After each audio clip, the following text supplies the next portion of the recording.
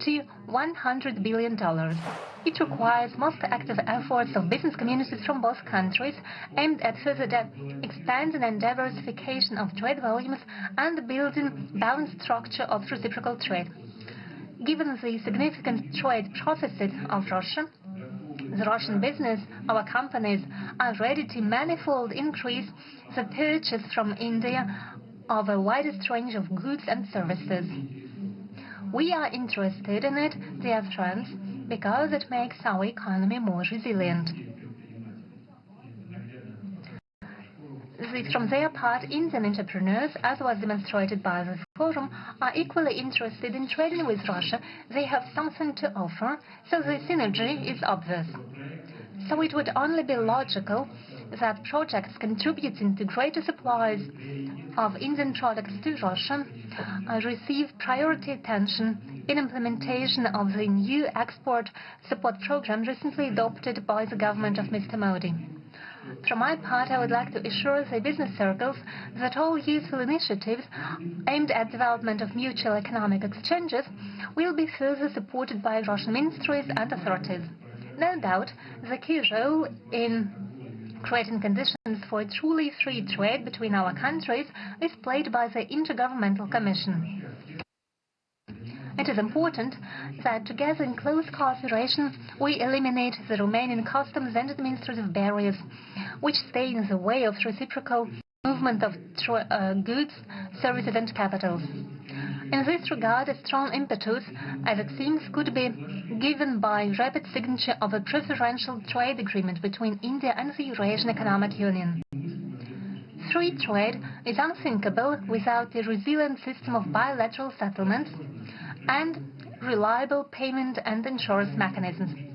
Tangible advantages are offered by the use of national currencies. It makes it possible to ensure uninterrupted financial transactions regardless of external developments. And obviously, accessibility of transport and logistics communications plays a crucial role. A lot is already being done in this regard. Implementation of the project to create the corridor south-north from Russia and Belarus to the Indian Ocean is ongoing, and infrastructure modernization of the Northern Sea route is being modernized in order to use it for the supplies of Indian goods to the world markets. Obviously, the cooperation of our two countries should not be limited to trade alone. We should move on and enhance our industrial cooperation. Together, we should create new cutting-edge products and strengthen technological alliances. First and foremost in such advanced and knowledge-intensive sectors as digitalization, autonomous robotics, pharmaceuticals, including synthesis of efficient pharmaceuticals and production of high-tech medicine equipment. We are ready for broad cooperation with India in the field of artificial intelligence, where our countries have already advanced a lot. Russia is interested in participating in the, as I've just mentioned to Prime Minister, we are ready to participate in the Summit on Artificial Intelligence scheduled to take place in India in February 2026.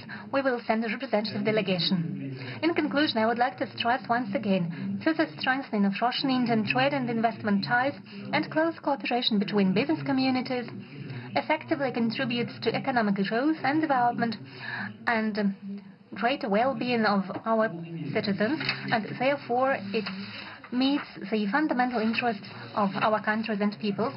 I would like to wish to the participants and organizers of the forum all the best. Thank you for your attention.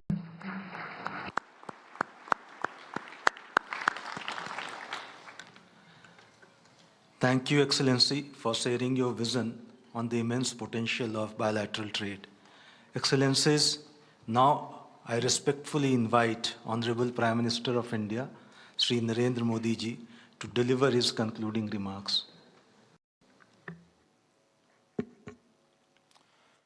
Your Excellency, my friend राष्ट्रपति Putin, Bharat और रूस business के सभी leaders, देवी और सज्जनों, नमस्कार। India Russia business forum, मैं समझता हूँ कि राष्ट्रपति पुतिन का ये बड़ा महत्वपूर्ण इनिशिएटिव रहा कि इतना बड़ा डेलीगेशन लेकर के आज इस कार्यक्रम का हिस्सा बने हैं। और आप सबका मैं हृदय से बहुत बहुत स्वागत करता हूँ। और मेरा भी आप सबके बीच आना एक बहुत प्रसन्नता का अवसर है। इस फोरम से जुड़ने के लिए और अपने बहुमूल्य विचार साझा करने के लिए मैं मेरे मित्र राष्ट्रपति पुतिन का हृदय से बहुत बहुत आभार व्यक्त करता हूँ। बिजनेस के लिए सिंप्लीफाइड टेबल मैकेनिज्म बनाए जा रहे हैं। भारत और यूरेशियन इकोनॉमिक यूनियन के बीच एफटीए पर चर्चा शुरू हो गई है और साथियों, हम अलग अलग विषयों को लेकर के भी, जैसा अभी पीयूष जी ने उल्लेख किया था और जैसा राष्ट्रपति जी ने जो संभावनाओं का वर्णन किया है, उसे देखते हुए हम बहुत कम समय में बहुत बड़े लक्ष्य हासिल कर सकते हैं। बिजनेस हो या डिप्लोमेसी, किसी भी साझेदारी की नींव आपसी विश्वास है। भारत रूस संबंधों की सबसे बड़ी शक्ति यही विश्वास है। यह हमारे साझे प्रयासों को दिशा भी देता है और गति भी देता है। यही वह लॉन्च पैड है जो हमें नए सपनों, नई आकांक्षाओं की उड़ान भरने के लिए प्रेरित करता है। पिछले वर्ष राष्ट्रपति पुतिन और मैंने 2030 तक द्विपक्षीय व्यापार को $100 बिलियन का उस लक्ष्य को पार करने का हमने निर्धार किया था। लेकिन कल से मेरी जो राष्ट्रपति पुतिन से बात हो रही है और जिस प्रकार के पोटेंशियल नजर आ रहे हैं, मुझे नहीं लगता कि हमें 2030 तक इंतजार करना पड़ेगा। ये मैं साफ देख रहा हूं। हम उस लक्ष्य को समय से पहले पूरा करने के संकल्प के साथ आगे बढ़ रहे हैं और मेरा विश्वास बढ़ रहा है।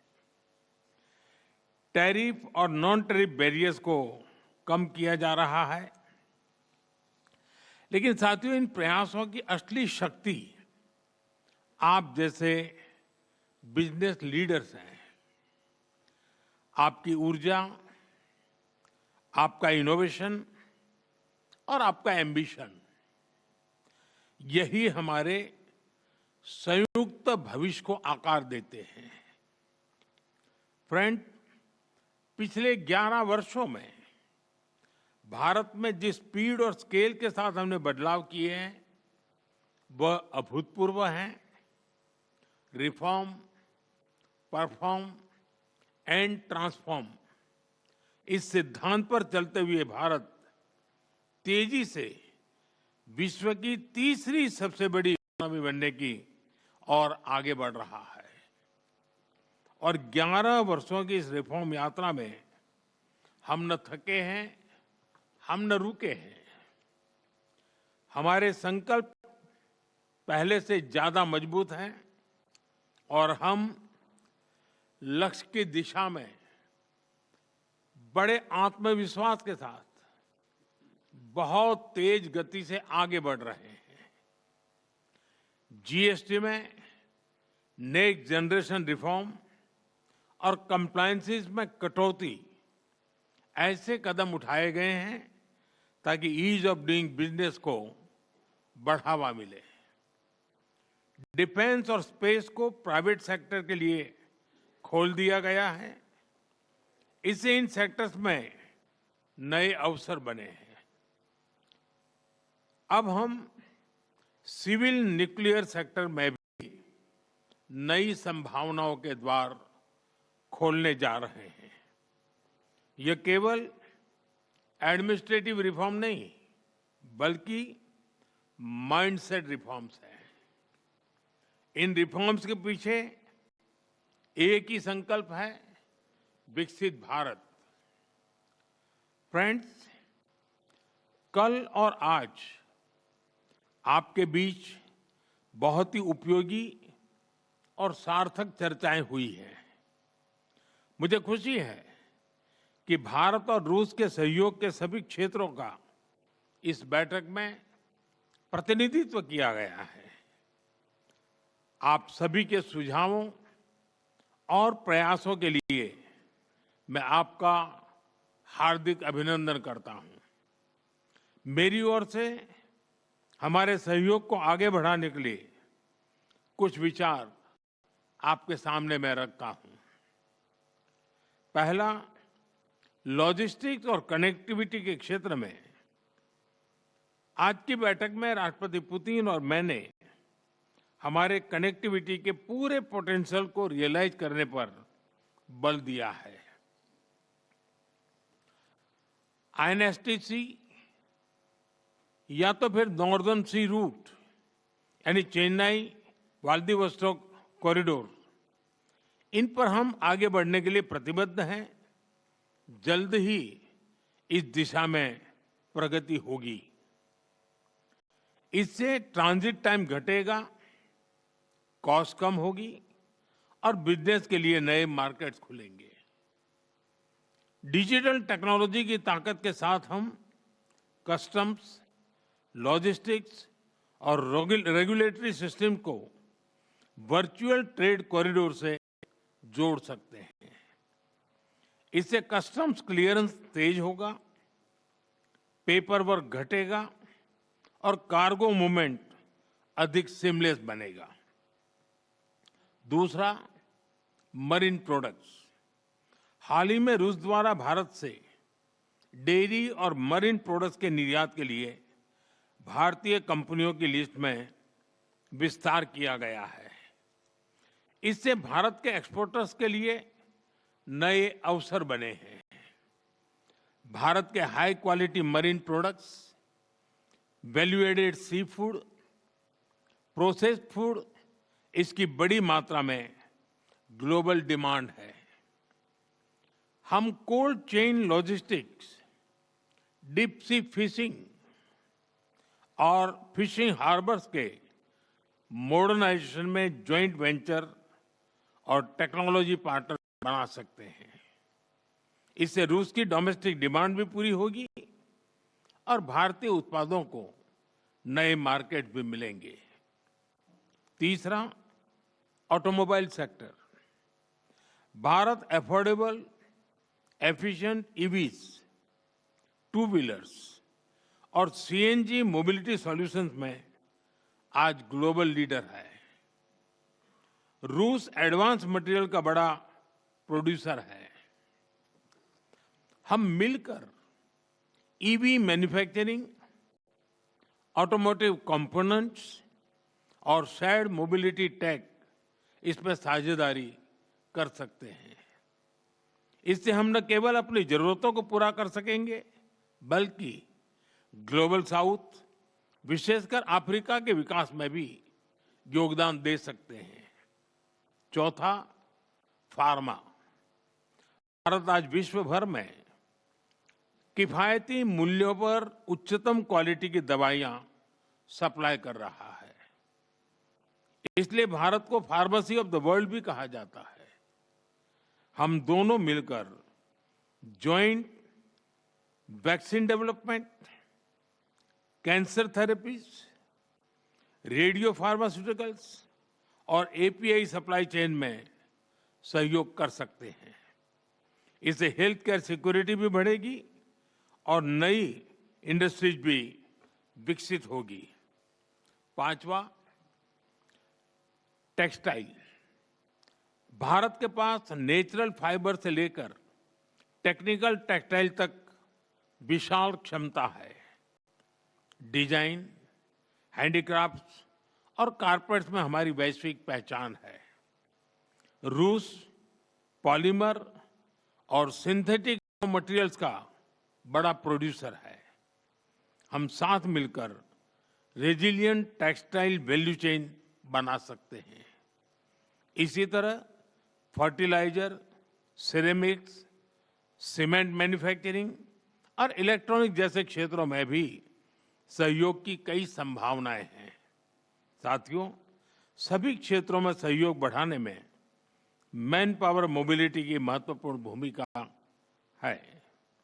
भारत आज दुनिया की स्किल कैपिटल के रूप में उभर रहा है।